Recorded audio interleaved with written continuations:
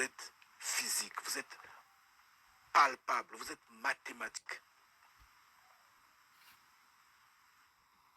On vous a créé. Il a dit, créons l'homme à notre image selon notre ressemblance. La phrase est simple, hein, telle qu'elle est. L'homme qu'on a créé, c'est vous. Et vous allez dire, je ne sais par quelle forme d'idiotie, que le créateur de l'humanité est esprit. Comment? Mais pour que le créateur de l'humanité soit esprit, il faudrait que vous de même, vous soyez esprit. Mais comment se fait-il que vous êtes physique? Vous êtes palpable. Mais vous dites que celui qui vous a créé est celui qui vous a créé est esprit, étant donné que lui-même a dit, celui qu'on crée, on le crée selon notre image et notre ressemblance. Ça s'entend que le créateur de l'humanité est un homme. Ça s'entend que le créateur de l'humanité est physique. Ça s'entend que le créateur de l'humanité est palpable. Ça s'entend que le créateur de l'humanité a les os, le sang, les émotions, la chair. Et donc, il mange, il boit, et donc, il va aux toilettes comme vous le faites. Le simplement possible, c'est comme ça. Maintenant, si vous n'êtes pas intelligent de le comprendre et que vous dormez encore dans l'illusion de croire que le créateur de l'humanité est esprit, celui que vous appelez Dieu, à ce moment-là, vous êtes condamné à la destruction. Parce que vous n'aurez pas de connaissance. C'est une impossibilité que vous ayez la connaissance, l'intelligence, tout en vivant dans la confusion. Ce n'est pas possible. On dit, la nature elle-même ne vous enseigne-t-elle pas? Mais la nature n'est pas invisible. La nature n'est pas invisible. La nature est palpable, elle est physique, elle est matérielle. Qui est le créateur de cette nature-là? C'est le créateur qui a dit, créons l'homme à notre image selon notre ressemblance. Donc l'homme est matériel, l'homme n'est pas spirituel, l'homme n'est pas invisible. Et donc si la nature n'est pas de même invisible, cela entend que le créateur de l'humanité est visible, est matériel. Ça entend qu'il vit dans un repère matériel. Et donc, aussitôt, il faut comprendre qu'il y a une question de différenciation d'intelligence, de temps et d'existence qui existe entre, en fait, qui nous sépare entre lui et nous.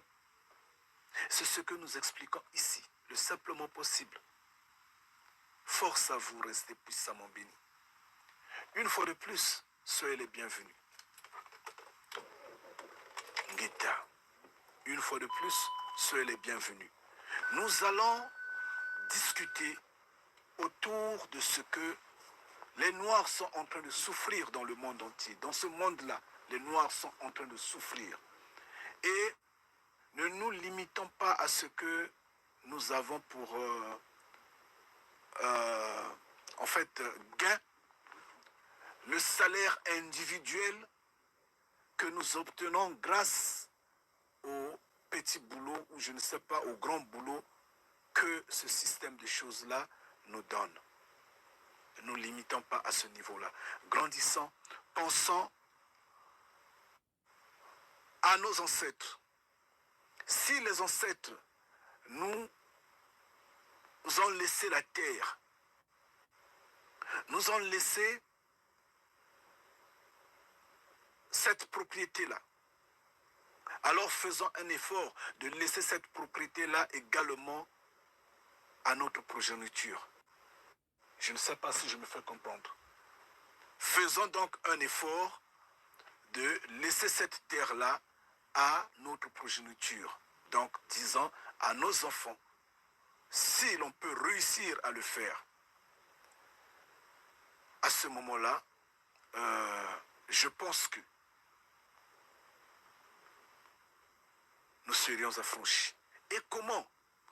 Là, c'est la question qu'on se pose. Une fois de plus, Force à vous, restez puissamment bénis. Bien, nous avions vu des pasteurs soi-disant, des hommes en robe et en cravate, qui se sont rassemblés dans un stade, dans des bâtiments, dans la rue, je ne sais où, sur un terrain nu, en train de prier. Prier pour l'Est de la RDC. Nous appelons RDK. Mais nous allons parler en termes de RDC. Restez puissamment bénis et comprenez-nous. Donc, on les a vus prier pour l'Est de la RDC. Parce qu'à l'Est, il y a le sang qui coule. Ngeta. C'est une très bonne chose. Mais est-ce que vous n'avez pas remarqué l'impuissance de Dieu? Esprit, Dieu qui n'existe pas. Nous vous l'avions dit à peine que Dieu n'existe pas. Le créateur de l'humanité n'est pas esprit. Il n'est pas invisible. Le créateur de l'humanité est un être humain. Il est un homme. Il est dans les cieux. Il est un roi. Il est dans un palais royal. Il est physique comme vous et moi. Il a le sang, la chair, les émotions. Il mange, il boit, il se lave le corps. Il va aux toilettes. Il est un roi, un grand roi. J'insiste bien. Et nous, enfants de Mfumu Congo, nous l'appelons Congo. Congo. Congo, on l'écrit avec K. K-O-N-G-O. Comme le royaume Congo, comme Mbanza Congo, comme Bakongo, Congo. Ngeta. Et ce que vous devrez comprendre, c'est quoi? Si nous disons Mfumu, Mfumu qui dit tout simplement chef, qui dit tout simplement la tête administrative, qui dit tout simplement celui qui pourvoit, celui qui pourvoit, celui qui protège, celui qui guide, celui qui veille, celui qui donne, Mfumu. C'est pourquoi nous disons Mfumu Congo, parce que, qu'on le veuille ou pas, il nous a créés, il nous protège, il nous a dotés d'une terre riche, la terre qui a des lacs, des fleuves, des rivières, des montagnes, des forêts, où il y a des animaux de toutes formes. Et ce que vous devrez comprendre est que nous vivons l'usurpation, mais par le fait que les religions vous ont emporté, parce que vous êtes laissé emporter dans les religions, vous êtes resté finalement dans une forme. En fait, vous êtes drogué en quelque sorte. Parce que vous ne comprenez pas que dans les Écritures, on parle du peuple noir, on ne parle pas du peuple blanc. Mais vous, par le fait que vous êtes dans les religions, vous pensez que le peuple élu, c'est le peuple qui est au Proche-Orient. C'est ce que vous croyez.